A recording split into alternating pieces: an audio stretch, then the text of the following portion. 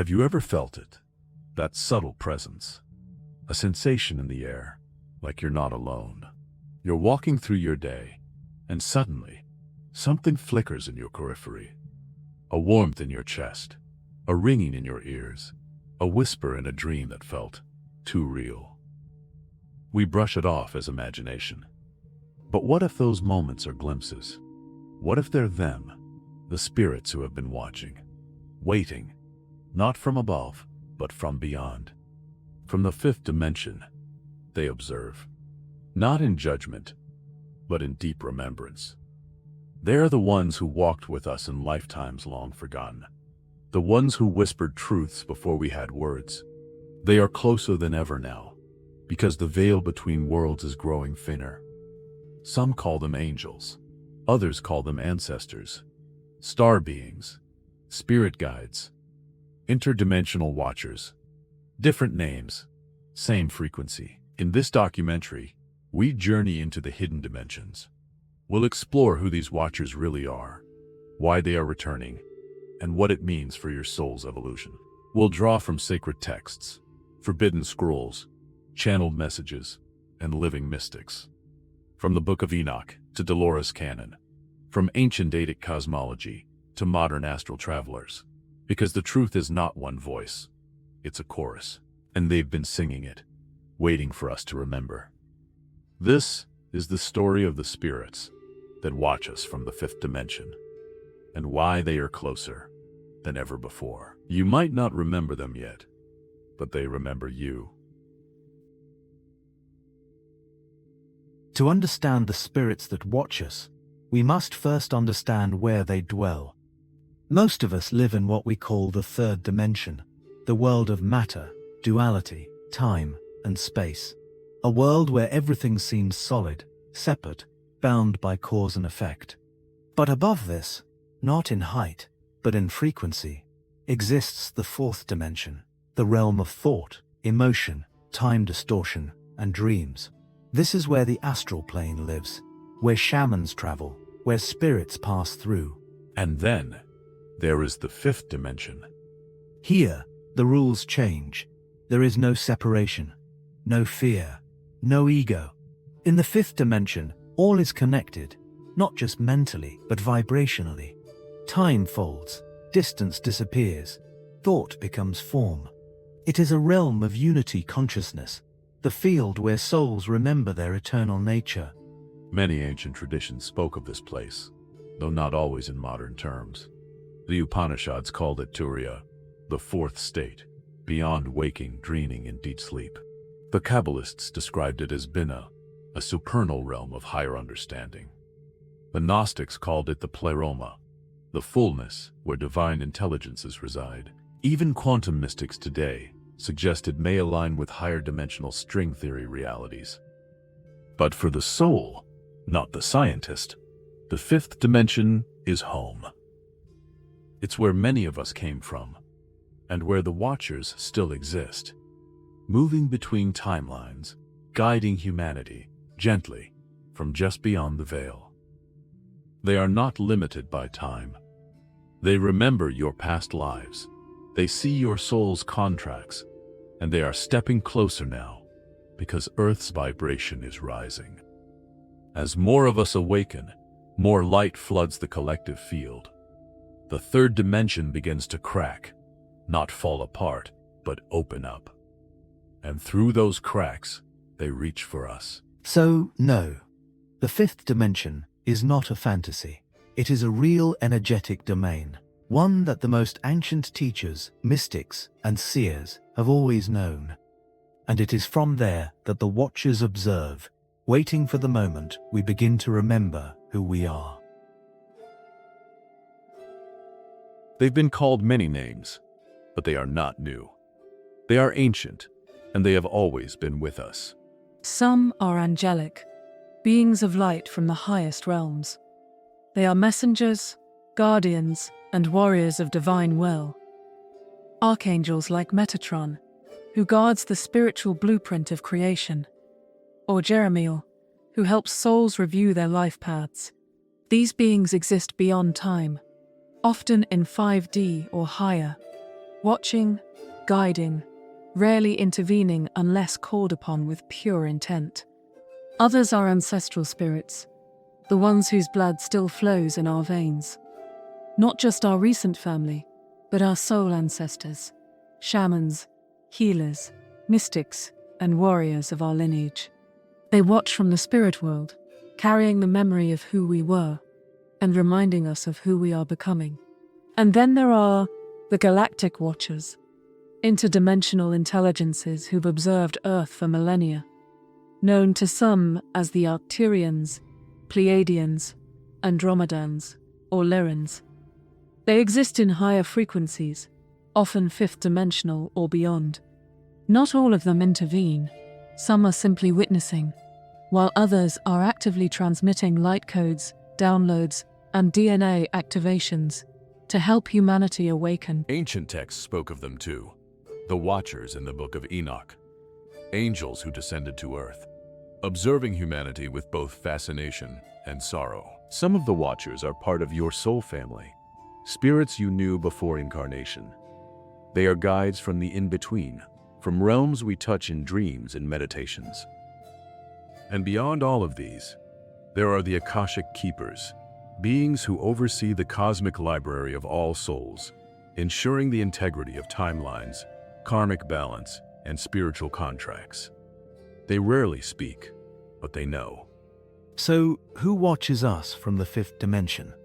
Angels, ancestors, star guides, spirit allies, cosmic archivists. They don't watch to control. They watch to witness our remembering, to hold space for our return. Because when one soul awakens, the entire web of light shifts. They are not far. They are here, just on the other side of vibration, in the quiet, in the signs, in the stillness between your thoughts. Humanity is a harp, and these watchers are the wind. They don't play us, but when the air shifts, we remember how to sing. For thousands of years, these beings remained distant, watching, guiding subtly, rarely interfering. But now, something is shifting. The Earth is rising, not just in temperature, but in frequency. From the Mayan calendar to the Vedic yugas, from Hopi prophecy to modern quantum theory, many traditions foretold a time when humanity would reach a turning point. A time when the third dimension would begin to dissolve and higher consciousness would awaken on a global scale. That time is now. Since 2012, the veils have been thinning. The Schumann resonance, Earth's energetic heartbeat, has spiked in unpredictable ways. More people report lucid dreams, synchronicities, déjà vu, past life memories. Psychic gifts are activating. Old systems are collapsing. And as the collective vibration rises, the Watchers step forward. They are responding to our call, not just as individuals, but as a species. Because for the first time in thousands of years, we are beginning to remember. The spirit realm responds to frequency, not fear. And as more humans awaken their inner light, it becomes easier for these higher dimensional beings to make contact. But this contact isn't always dramatic. You won't always see UFOs or hear voices in your room. It may come as a dream, a sudden knowing, a stranger's message that feels like a sign.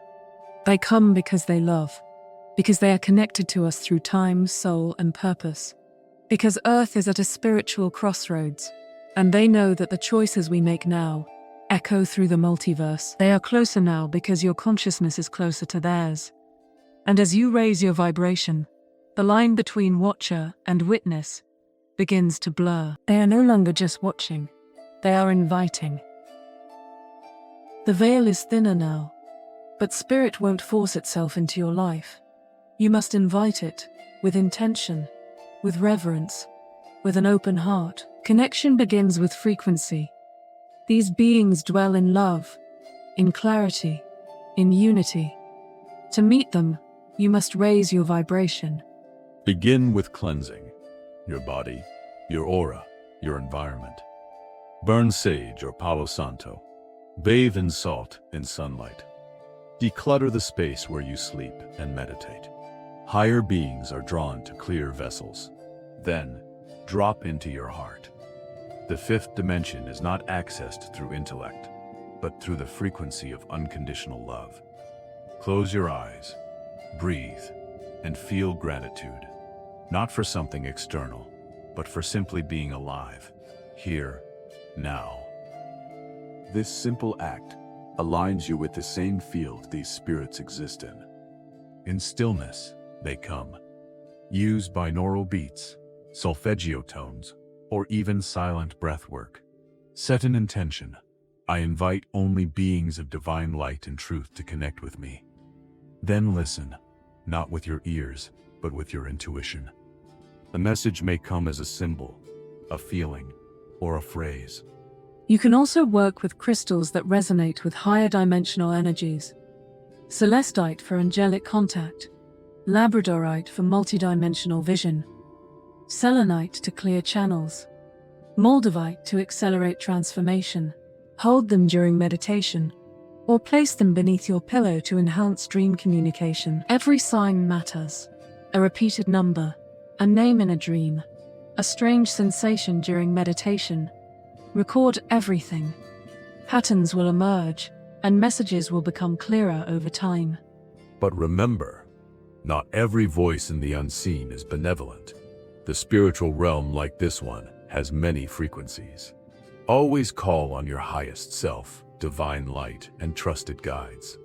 If a presence feels off, end the session. Reground. Cleanse. The spirits of the fifth dimension will never manipulate, rush, or demand. They respect your sovereignty. They come with peace, with wisdom, and with profound stillness. And when you are ready, they will meet you halfway. Where there is light, there are those who mimic it. The spiritual realms are vast, and not every presence that appears loving truly is. Some entities masquerade as guides, angels, or ascended masters, speaking in sweet words, promising shortcuts, flattery, or power. But beneath the surface, their goal is control. These are the false light beings, spirits that feed off ego, confusion, and misplaced trust. They may give you partial truths, just enough to hook your energy. They thrive on spiritual pride, the belief that you are chosen, superior, or above others. Even well-meaning seekers can become conduits for manipulation. Channeling without protection or training can invite imposter spirits. Automatic writing, pendulums, and dream messages must all be met with discernment. Ask yourself, does this message encourage love and humility, or does it spark fear, urgency, or ego inflation? True spirit allies will always honor your free will. They never demand, pressure, or confuse. Their presence brings peace, not paranoia. Set clear boundaries before every practice. Say aloud, I only allow connection with beings of divine truth and unconditional love. Shield your energy with light. Visualize a golden sphere around you, impenetrable and sovereign. Stay grounded. Eat nourishing food. Connect with nature. Avoid escapism disguised as spirituality. You are not a helpless seeker. You are a sovereign soul, a fractal of Source. The Watchers, even the highest beings, recognize this. You do not worship them. You walk beside them, as an equal in divine purpose. Discernment is not fear. It is wisdom. And in this time of awakening, your clarity is your protection. Don't let fear close the door. True guidance never hides behind threat. Across ancient texts, modern encounters, and quantum whispers, one truth becomes undeniable. We are not alone, and we never have been. The spirits of the fifth dimension aren't abstract ideas floating in some unreachable ether. They are conscious beings, interwoven with our story, drawn to our planet by the intensifying frequency of human awakening. They are observers, yes, but not passive ones. They're the watchers of our choices, the guardians of our turning points, the keepers of soul contracts written long before our births. They are here now, in greater numbers and intensity, because we are nearing a threshold, a tipping point where humanity must choose to awaken or remain asleep, to rise in vibration or drown in distraction, to embrace our multidimensional nature or fear the unknown. Why are they watching? Because this moment has been foreseen, not just in prophecy, but in the Akashic echoes of our past lives and parallel selves. Many of these beings are not them. They are you, your higher self, your soul family, your ancient kin from Lemurian shores or Atlantean temples, watching not with judgment, but with hope. What comes next? That is still unwritten. But one thing is clear. The veil is thinning. The watchers are closer. The choice is yours. To ignore them is to stay trapped in the third-dimensional matrix. To acknowledge them is to activate a destiny seeded in stars. So the next time you feel watched, not with fear, but with a deep, inexplicable calm, trust that you are, and maybe, just maybe, that's your future self, remembering this moment when you finally began to see. They are here because you are ready.